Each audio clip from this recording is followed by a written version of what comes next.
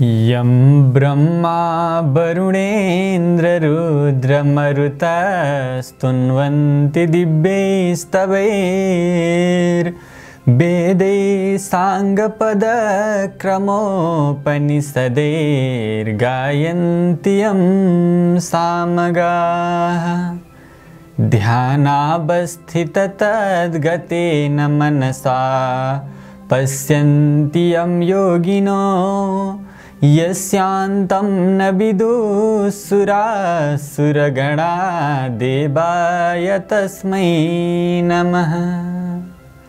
श्रीमच्चन्दनचर्चितोज्ज्वलवपो शुक्लाम्बरा मल्लिका नानालङ्कृतकुण्डला प्रविलसन्मुक्तावली शोभिता सर्वज्ञाननिदानपुस्तकधरा रुद्राक्षमालाधरा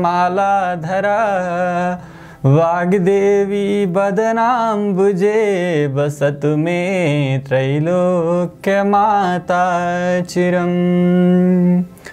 मूकं करोति वाचालं पङ्गुं लङ्घयते गिरिं यत्कृपातमहं वन्दे परमानन्दमाधवम्। नमो भगवते तस्मै व्यासायामिथ तेजसे यस्य प्रसादात् वक्ष्यामि नारायणकथामिमाम्। नारायणं नमस्कृत्य नरं चैव नरोत्तमं देवीं सरस्वतीं व्यासं ततो जयमुदीरयेत्। ओम श्री स्वस्थानी भगवते नमो नमः। अथ षोडशोऽध्यायः। कुमार जी आज्ञा गर्नुहुन्छ हे अगस्त्य मुनि, ध्यानपूर्वक सुन। फेरि कुनै दिन शिवजीलाई वन विहार गर्ने इच्छा भएर कसैलाई पनि थाहा नदिई श्लेषमान्तक वनमा मृग स्वरूप भई अनेक मृगमृगीहरूका साथमा परम आनन्दले रहन लाग्नुभयो। यता पार्वतीले महादेवलाई नदेखी अनेक स्थानमा खोजिन्, तर कहीँ भेट्टाउन नसकी महादेवले अघि पनि मलाई यसै गरी दुःख दिनुभयो, अब फेरि कहाँ जानुभयो होला भनी ध्यान दृष्टिले विचार गर्दा श्लेषमान्तक वनमा मृग रूप धरेर विहार गरिरहेको थाहा पाइन्। आफू पनि बागमती नदीको किनारमा गएर अनेक कष्ट खपी तपस्या गर्न लागिन्। कैलाशमा शिव पार्वती दुवैलाई नदेखी ब्रह्मादि देवताले स्थानमा खोजी गरे, तर कहीँ पनि पत्ता पाउन सकेनन् र हार मानी आफ्ना आश्रममा जान लाग्दा बागमती नदीको किनारमा पार्वतीलाई तपस्या गरिरहेकी देखेर सबै देवताहरूले प्रणाम गरी सोधे, हे जगन्माता, कैलाशमा हजुर र श्री महादेव नरहँदा संसारै शून्य जस्तो भयो र हामीहरू असहाय र अनाथ जस्ता भयौँ। अब हामी माथि दया गरेर महादेव कहाँ हुनुहुन्छ आज्ञा हवस्। फेरि हजुर पनि यस्तो स्थानमा आएर एक्लै किन बस्नु भएको हो, यी सबै कुरा हामीलाई आज्ञा हवस्। यति देवताहरूको प्रार्थना सुनि पार्वती भन्नुहुन्छ, हे देवता हो, महादेव यतै आउनु भएको हुनाले म उनैको आराधना गरेर यहाँ बसेकी हुँ। श्लेषमान्तक वनको नैऋत्य कोणमा एउटा जङ्गल र सरोवर छ। महादेव त्यही मृग स्वरूप भएर वन विहार गर्दै हुनुहुन्छ।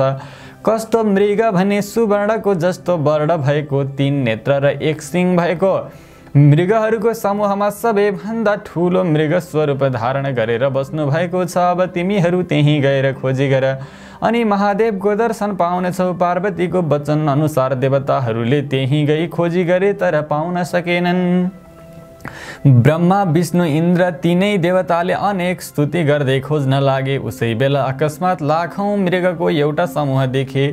त्यही फौजका माझमा अत्यन्त राम्रो 3 नेत्र 1 सिङ र सुवर्ण झैँ वर्ण भएको सबैभन्दा ठुलो मृगलाई परैबाट देखे। त्यस मृगलाई आफैतिर आउन लागेको यी तीनै देवताले देखेर अलिक नगिज गई बिन्ती गरे, हे भगवान, कैलाश शून्य भएको धेरै दिन भयो।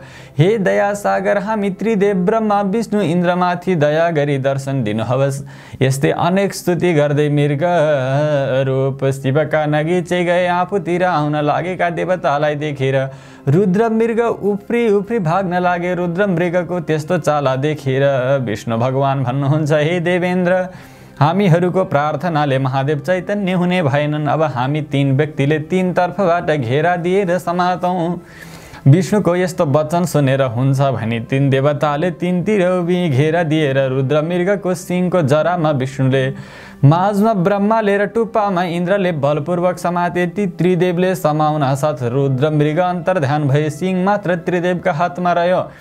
त्रिदेवले बेसरी समातेका हुनाले त्यो सिङ 3 टुक्रा भई तिनै देवताका हातमा 1 टुक्रा आयो। त्यस्तो भएको देखेर यो हामीले ठुलो अपराध गर्यौं, साह्रै अनर्थ भयो, अब के गर्ने भन्दै तिनै देवताले हे शम्भो हाम्रो यो अपराध क्षमा गरी बक्सियोस् भनी स्तुति गर्न लागे।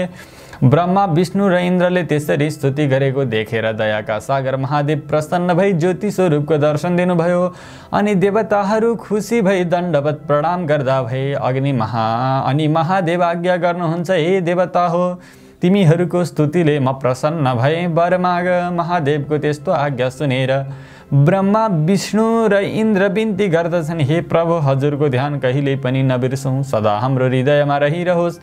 अरू हामीलाई केही पनि वर चाहिन्न, केवल हजुरका चरणको भक्ति चाहन्छौँ। देवताहरूको त्यस्तो वचन सुनेर महादेवले तथास्तु भन्नुभयो।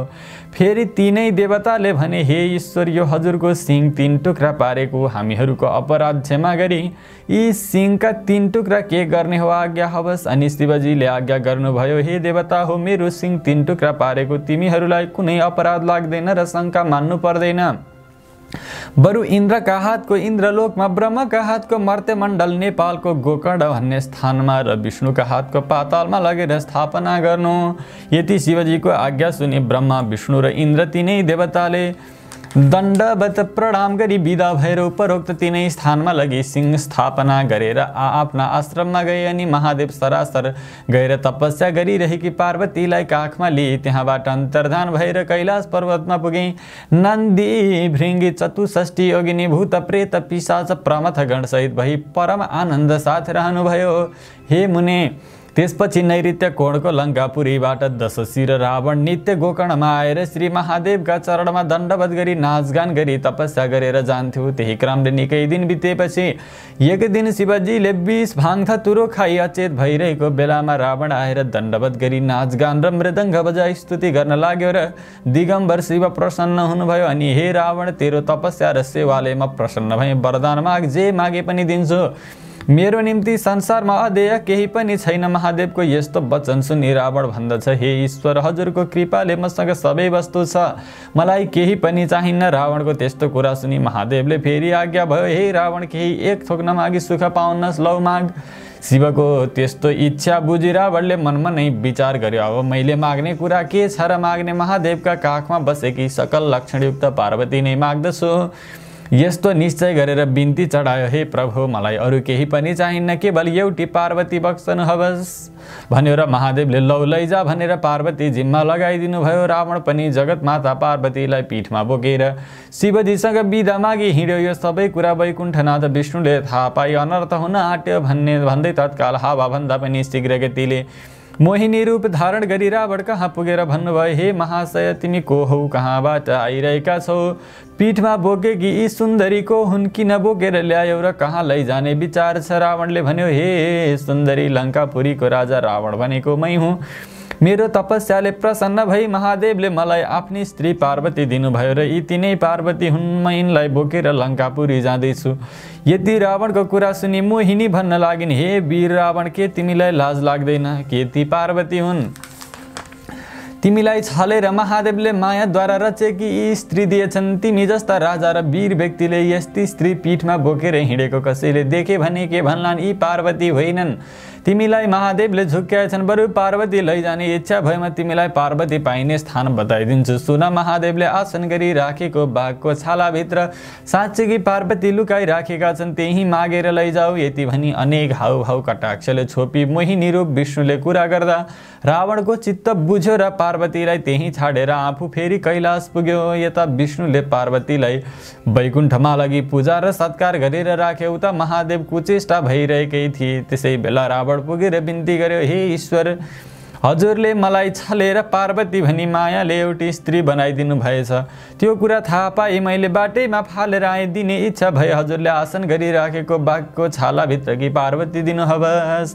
रावणले यति भनेको सुनि महादेवले ध्यान दृष्टिले विचार गर्दा पार्वतीलाई विष्णुले लगेछन् भन्ने थाहा पाई मायाले एउटी स्त्री उत्पन्न गरेर आसन गरिराखेको बाघको छालाभित्रबाट झिकेर लौ लैजा भनी दिनुभयो। रावण अत्यन्त प्रसन्न भएर माया रचित स्त्रीलाई पीठमा बोकी लङ्कापुरी गयो। यता विष्णुले पार्वतीलाई महादेव कहाँ पुर्याई वैकुण्ठ जानुभयो। कुमारजी भन्नुहुन्छ, हे अगस्त्य मुनि, एकचित्त भएर सुन। एक दिन महादेवले पार्वतीसित सल्लाह गरी मानसरोवर तलाउमा राजहंस भएर जल क्रीडा गर्न जानुभएको थियो। त्यसै मौकामा अन्तपुर नामको नगरमा बस्ने एउटा जालन्धर थियो। त्यसकी वृन्दा नामकी अत्यन्त पतिव्रता स्त्री थिइन्। एक दिन ती दुवै पति पत्नी बसेर ठट्टा गरिरहेका थिए। त्यसै बखत जालन्धर अकस्मात बेसरी हाँस्यो र वृन्दाले सोधिन्, हे स्वामी, किन यसरी हाँस्नुभयो? जालन्धरले भन्यो, हे वृन्दा, तिमी जस्ती सुन्दरी पत्नी अरू कसकी होली भन्ने लागेर हाँसेको हुँ, अरू कुनै कारण होइन। वृन्दाले उत्तर दिइन्, हे स्वामी, म के राम्री छु र महादेवकी स्त्री पार्वतीलाई देखे के गर्नुहोला? वृन्दाको यस्तो कुरा सुनि जालन्धरले भन्यो, हे स्त्री, यो कुरा साँचो हो। त्यसो भए म पार्वतीलाई छल्न जान्छु। यति कुरा गरी मायाले महादेवको रूप धारण गरी कैलाश पुग्यो। पार्वतीले महादेव आउनुभयो भनी सुनको कमण्डलु लिए पाउ धुन ढोकामा आइन् त पार्वतीलाई देख्न साथ महादेव रूपधारी जालन्धर मूर्छा परेर लड्यो। अनि पार्वतीले ध्यान दृष्टिले विचार गर्दा आफूलाई छल्न महादेवको रूपधारी जालन्धर आएको थाहा पाई द्वारपाललाई भनिन्, हे नन्दी, हे भृङ्गी, यहाँ कोही आए पनि मलाई नसोधी भित्र पस्न नदिनु भनी आफू कसैले नदेख्ने स्थानमा गएर लुकी रिसले चुर भई विष्णुको आराधना गरिन्।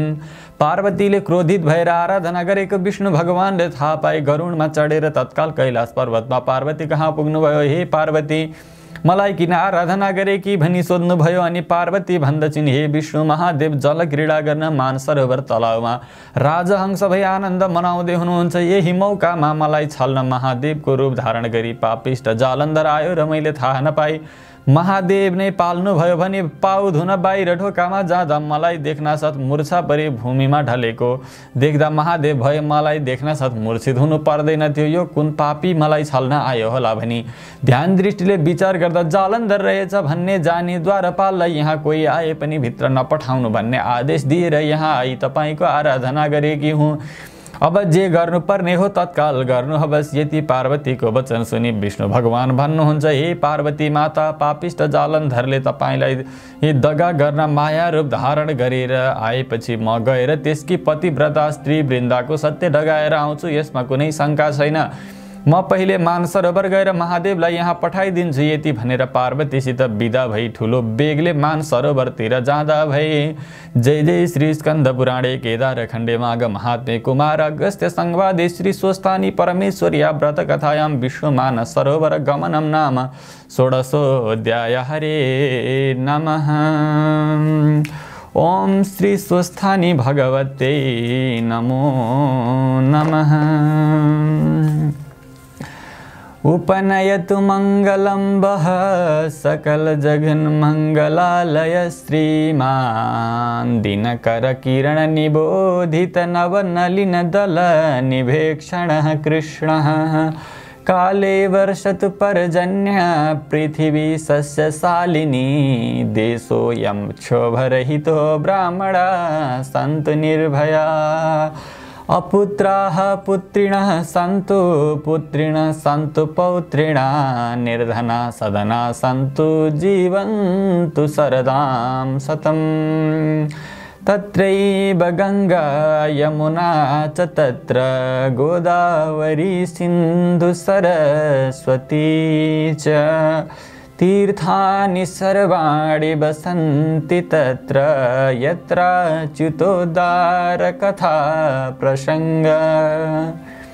या कुन्देन्दु तुषार हार धवला या शुभ्रवस्त्रावृता या वीणा वरदण्ड मंडितकरा या श्वेत पद्मासना या ब्रह्माच्युत शंकर प्रभृतिभिर्देवैः सदा वन्दिता।